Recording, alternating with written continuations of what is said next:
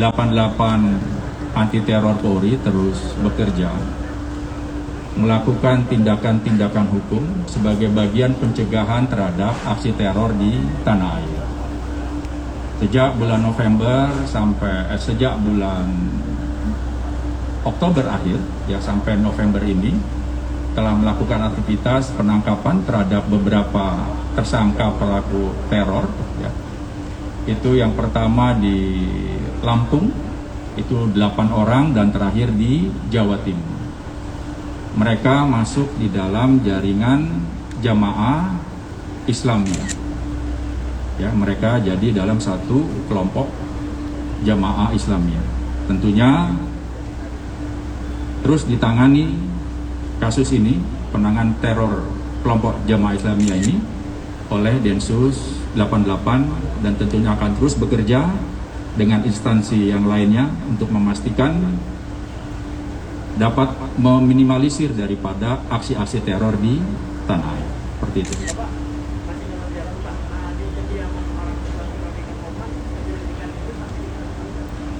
Itu masih ditangani oleh Polda Metro Jaya. Sedang diselidiki. Ya tentunya Polri juga berusaha secara optimal bagaimana hal-hal yang telah mengganggu hak warga negara tersebut dapat ditangani. Polda Metro sedang menangani kasus itu. Ada lagi Pak, ada bukti atau petunjuk yang mengarah ke pelaku Pak? Sementara masih dalam penyelidikan, kita tunggu saja. Hasil itu semua masih dikumpulkan alat-alat bukti yang terkait dengan aktivitas di Jakarta Barat itu. Masih didalami oleh penyelidik. Berarti pelakunya masih dikumpulkan? Ya, masih dilakukan penyelidikan, sekali lagi masih dikumpulkan alat-alat bukti yang relevan, alat-alat bukti yang terkait dengan aktivitas yang terjadi di Jakarta Barat oleh Polda Metro Jaya. Oke rekan-rekan sekalian, terima kasih.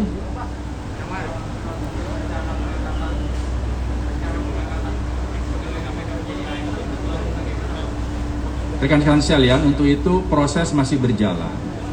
Bagaimana cara merekrutmennya dilakukan itu masih dalam proses.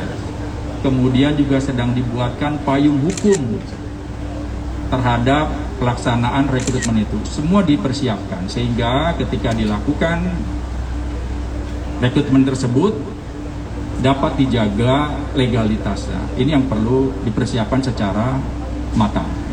Mudah-mudahan bisa selesai. Mudah-mudahan akan bisa diselesaikan oleh instansi, oleh baik Polri, Badan Kepegawaian Negara dan juga Kementerian PAN RB. Sedang proses, kita tunggu saja informasinya. Oke? Payung hukum. Ya nanti dilihat di lingkungan Polri bagaimana proses rekrutmen itu ada dasar hukumnya. Ya, ada dasar hukumnya sehingga ketika proses itu berjalan di internal Polri, Polri memiliki payung hukum untuk itu. Sehingga segala sesuatu yang dilakukan oleh Polri dapat dijaga legalitasnya. Seperti itu. Ya, itu sedang dibuat.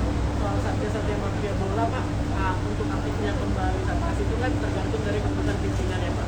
Tapi saat ini udah ada atensi belum Pak dari Kapolri? Masih ada. Satgas mafia bola itu masih ada. Ya, masih berjalan dan masih ada satgas itu. Satgas itu bekerja bagaimana bisa memastikan bahwa pertandingan olahraga sepak bola khususnya di tanah air ini dapat berjalan dengan baik, dapat menunjukkan fair play ketika setiap aktivitas pertandingan itu dilaksanakan. Oke, rekan-rekan sekalian. Soal teror yang ditembak kami Pak, itu ada dugaan bahwa ada bukti 80 butir amunisi yang dijual ke anggota Polres Nabire yang berasal dari kegiatan keamanan di Papua. Seperti apa Pak?